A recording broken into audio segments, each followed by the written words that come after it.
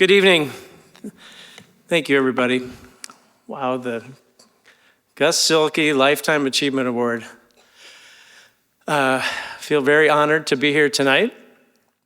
Unfortunately, I didn't know Gus Zuehlke personally, but I've certainly heard a lot of stories about him and his community building and how he took chances on people he believed in, including two brothers named Bergstrom, who had a dream to build a business.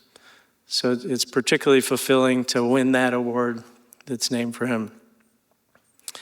I'm appreciative of John for nominating me and to the selection committee for thinking that I am worthy of this honor. I'd like to begin by recognizing the other winners tonight. John, Rick, Paul, Colleen, you're all wonderful people in our community who have done so much, and it's really an honor to be recognized with you. I want to thank the Chamber also for having this award tonight. As we heard, they, like a lot of things in our area, a lot of organizations, they punch above their weight class. So our chamber in this community is the National or International Chamber of the Year. So congratulations, Becky, to you and your team. It's just fantastic. So I was thinking about this award tonight. It was kind of a time of reflection. I was thinking about how lucky I am to have started life as a young person and to have some really great role models who helped me and instilled in me the benefits of hard work, giving back to community, and most importantly, integrity, your good word, and honor. Almost exactly 30 years ago, right now, today, Morgan and I moved to the Valley. We had been practicing law in Kansas City. We moved back here, which was Morgan's home, and I went to work with John and Dick Bergstrom. I couldn't have been luckier to find two guys who also valued, above everything else, hard work, integrity, giving back to the community. In fact, they had it on steroids. I mean, it was a great fit. We connected great. And a few years after that, Tim joined us and has become now our president, CEO, and one of my best friends. Over the last 30 years, as John mentioned in the video, it's been my honor to be part of Bergstrom in building a business, a lot of brick and mortar buildings and businesses, lots of jobs, and along the way, an opportunity to help sustain our community with office buildings in downtowns to keep the downtowns full and vibrant. John mentioned the PAC, a couple boys and girls clubs, Catholic schools, skating rink, a lot of interesting things they don't teach you about in law school. So I got to learn a lot along the way. And in those, we were collaborators and conveners. Certainly, we had lots of people. We were just trying to bring people together among a common idea and get it done.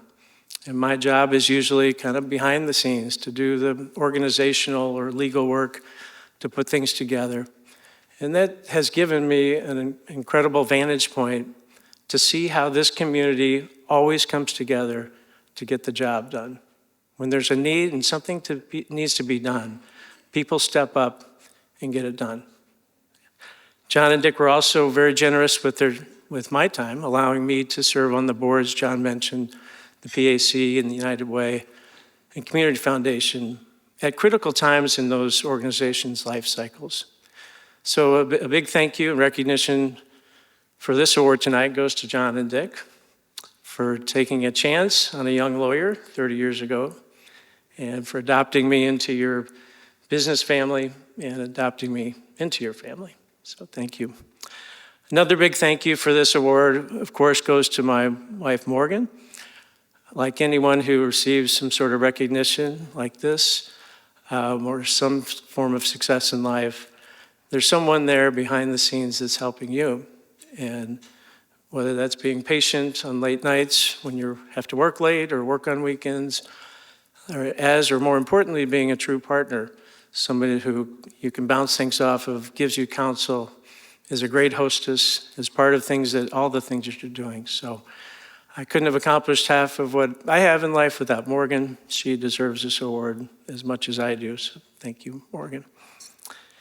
And finally, in closing, the chamber asked me a question that, as we were going through this process, that resonated with me, and as I thought about the remarks I wanted to make tonight.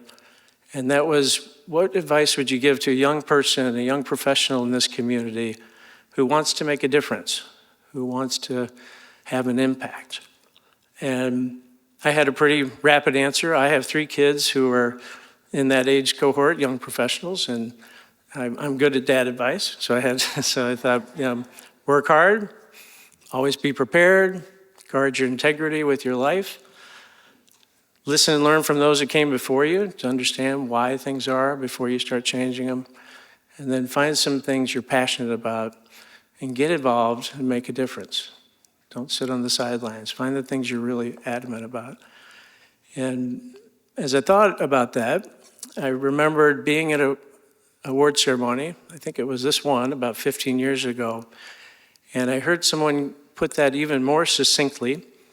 And it was a man named Tom Prosser, who most of you in this room know. And if you didn't have a chance or haven't had a chance to know Tom in your life, he's just a wonderful gentleman, wonderful businessman, had been a banker, run businesses, done so much for our community.